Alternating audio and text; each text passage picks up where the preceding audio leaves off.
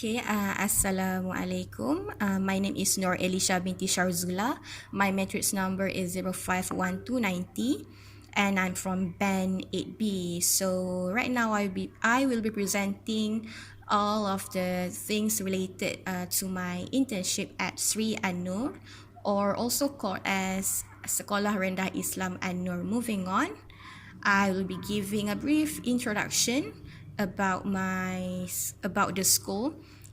So this school is also known as Complex Tarbiyah An-Nur because this school offers three different educational levels, which consists of kindergarten, primary, and also tahfiz.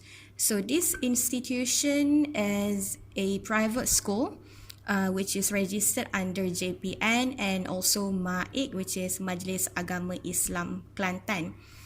So Complex Tarbiyah An-Nur provides both Islamic and other knowledges to students, which means that they provide Islamic knowledge that includes fiqh, Al-Quran, and also Arabic, but at the same time they offers other academical knowledges such as science, mathematics, English, and also Bahasa.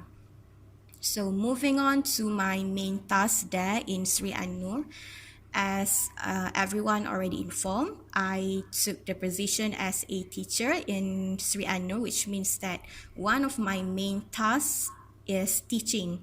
Other than teaching, I also prepare lesson plan and teaching materials and measure students' progress and achievement. And the last one is direct English programs.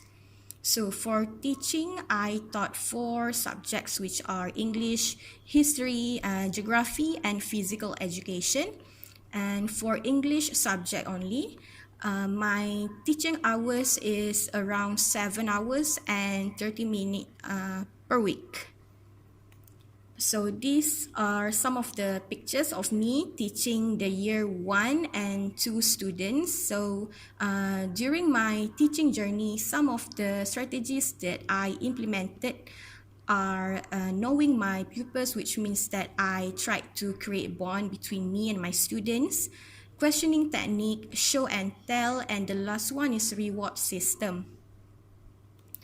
The next main task is to prepare lesson plan and teaching materials. So each practical students were given a specific book for us to write our lesson plan prior teaching, and this book is called RPH, or Rancangan Pengajaran Harian, and needed to be sent to the office once a week. Other than that, I also prepared teaching materials such as worksheets, flashcards, pop-up books, and many more. The third main task is to measure students' progress and achievement. So, the latest exams that was conducted was on May. So during the exam period, all of the teachers, including the practical teachers, needed to prepare exam questions and make our own exam papers. So it was a first experience for me to prepare all of those materials. And other than that, I also need to evaluate the students by grading the students' papers and collect their marks for analysis. The last main task is to direct English program. So for my case, I was the director for the English Week program that was conducted on the 40th, 50th, and 60th of June.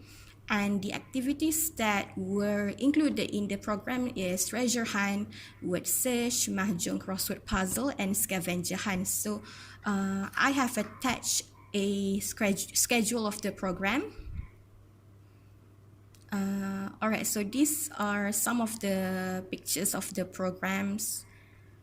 So for the side tasks, there are 3 side tasks. The first one is handle other school programs, responsible on the students' informal educations and behaviors.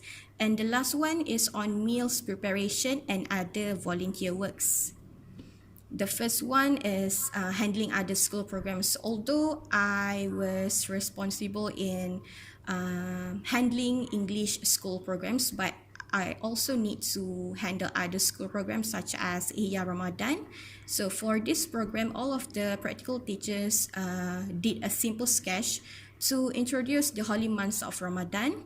And then we have Laylatul Qadar program. So for this program, I was given the responsibility to give a brief, simple tazkirah on the topic of Laylatul Qadar to the level 1 students. And then we have the Eid al-Fitr celebration where all of the practical teachers were the committees. And then for the Teachers' Day celebration program, so for this program is fully under the responsibilities of the practical teachers. And at the time, I acted as the secretary for the Teachers' Day program. So these are some of the pictures from the program. Side task number 2 is to be responsible on the students' informal education and behaviors.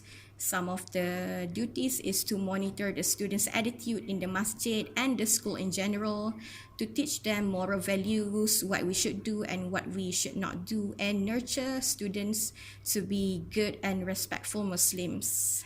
The last one is on meals preparation and other volunteer work. So obviously on kitchen duties, canteen duties. Other volunteer works include school reading class that I offered to the year 3 and 4 students, and decorating class, and also washing the toilets. So in combining the concept and theory of what have been taught with the task, the first one is on morphology and syntax. So as I already have like a solid knowledge on the formation of structures and phrases, it becomes easier for me to help students, to assist them to acquire and derive accurate meanings from English sentences. For error analysis, because we conducted exam, and not only exam, we also have the students to do daily worksheets. So indirectly, I conducted a brief error analysis on the students' papers, on their answers, to detect their level of competency. The third one is on organization socialization, which falls under the strategic communication planning. So as I step into the internship place, because I know earlier what to expect when we step into the place with a set of their own culture and principle, I can expect I can expect the things that I will be going through. So this helped me in thinking logically and more critical in handling unfavorable situations. And the last one is on event management. By knowing the basic and where to start in designing and directing an event, it becomes easier for me to conduct events at the school. And the models that were taught in the class helped me in creating the best events for my internship place. So for the challenges, there are two main challenges. The first one is additional duties that are unrelated to the courses, such as 1, cooking, 2, selling food, and the last one is teaching irrelevant subjects to the course, which are history and geography. And the second challenge is we don't have any observation week, which means that once we step into the school on the first day, we were instructed to teach the classes without having any prior experience about teaching primary students. So these are the challenges. And the last one is the reflection on what I have learned in Sri An-Nur. The first one is I have gained a very precious experience, which is teaching. I become more aware on the difficulties, on the importance of having the right strategies in teaching different group of students.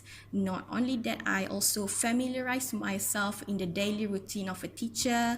I learn the struggles and the difficulties that teachers face on daily basis. I also acquired new skills, which is on how to handle students and few tactics that could be used to attract students' attention. And I also learned how to cook and pack foods and the importance of maintaining interpersonal relationship with co-workers and students. And the last thing that I have learned is working under pressure. I learned how to work under pressure and do last minute tasks, as there were lots of programs and tasks to be involved at a time in Sri An-Nur. So I guess that's the end of my presentation, but before that I want to show a short video.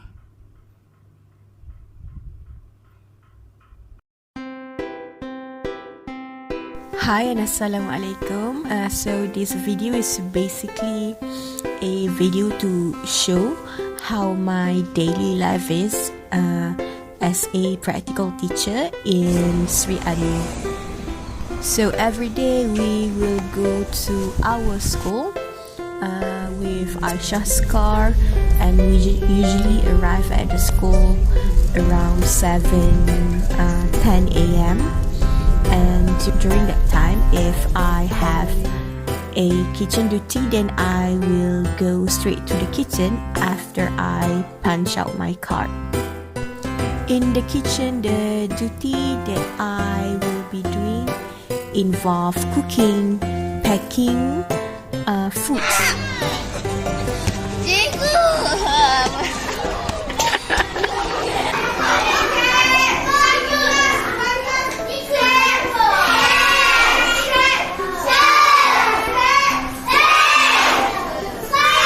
So this is some of the clips where I taught the year 2 students English.